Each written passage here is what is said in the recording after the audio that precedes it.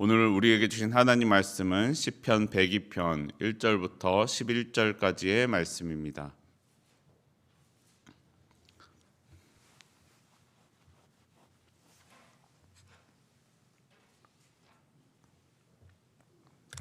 시편 102편 1절부터 11절까지 말씀, 저와 여러분이 한 절씩 교독하겠습니다. 여호와여, 내 기도를 들으시고 나의 부르짖음을 주께 상달하게 하소서.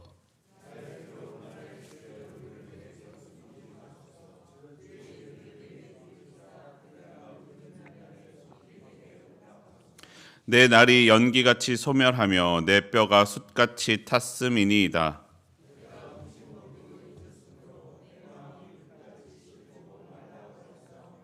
나의 탄식 소리로 말미암아 나의 살이 뼈에 붙었나이다.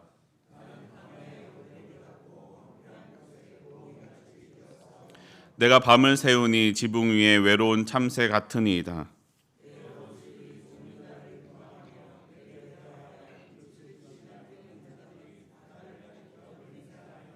나는 재를 양식같이 먹으며 나는 눈물 섞인 물을 마셨나이다.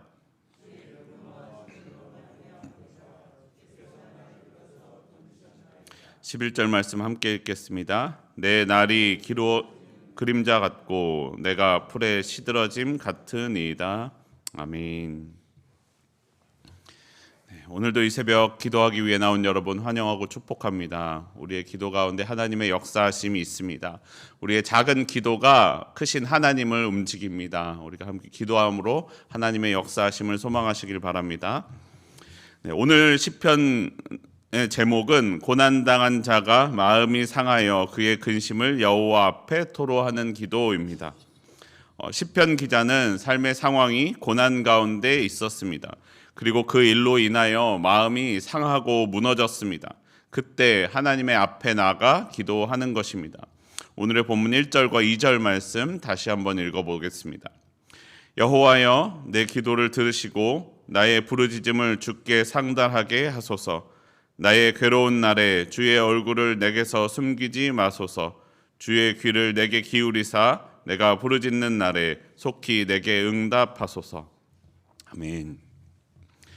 시편 기자의 삶은 고난 가운데 있었습니다. 뼈는 숯같이 탔고 날이 연기같이 소멸하였습니다.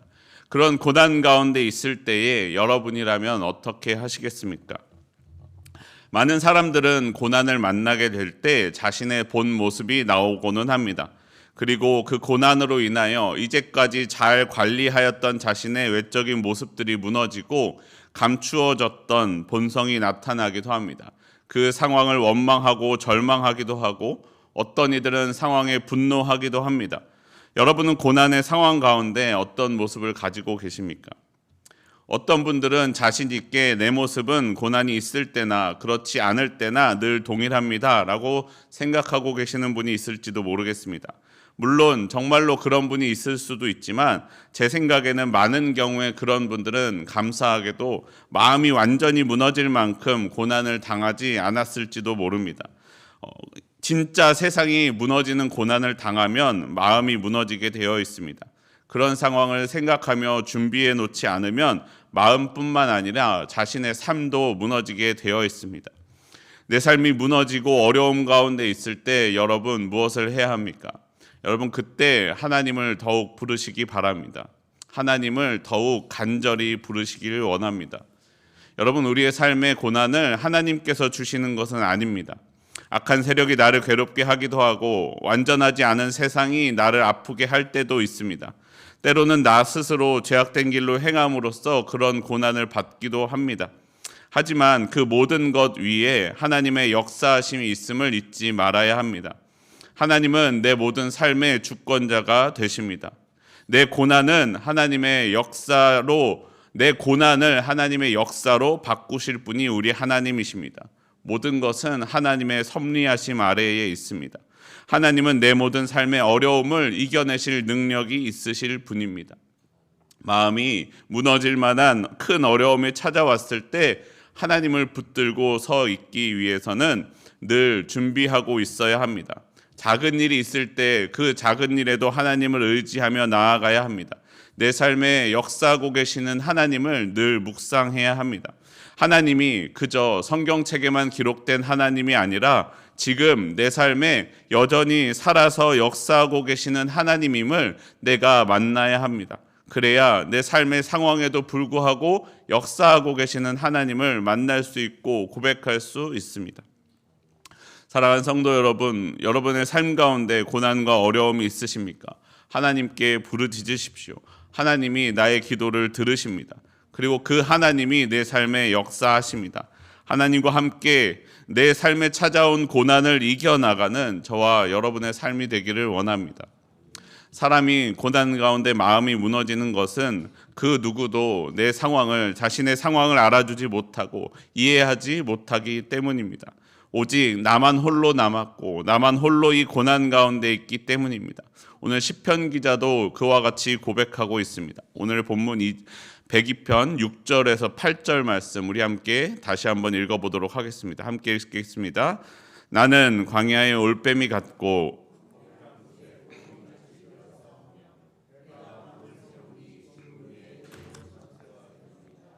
내 원수들이 종일 나를 비방하며 내게 대항하여 미칠 듯이 날뛰는 자들이 나를 가리켜 맹세하나이다. 내 주변에는 나를 비방하고 나를 비웃고 나를 모욕하는 자들밖에 없는 것 같아 보입니다. 모든 사람이 나를 향하여 그렇게 대하는 것 같아 보입니다. 내 삶은 지붕 위의 외로운 참새, 광야에 있는 올빼미, 황폐한 곳에 있는 부엉이 같은 삶이라고 시편 기자는 고백합니다. 사실 아무리 잘못된 상황 가운데 있는 사람이라도 그와 같은 상황이거나 비슷한 고난 가운데 있는 사람이 하나도 없는 경우는 거의 없습니다.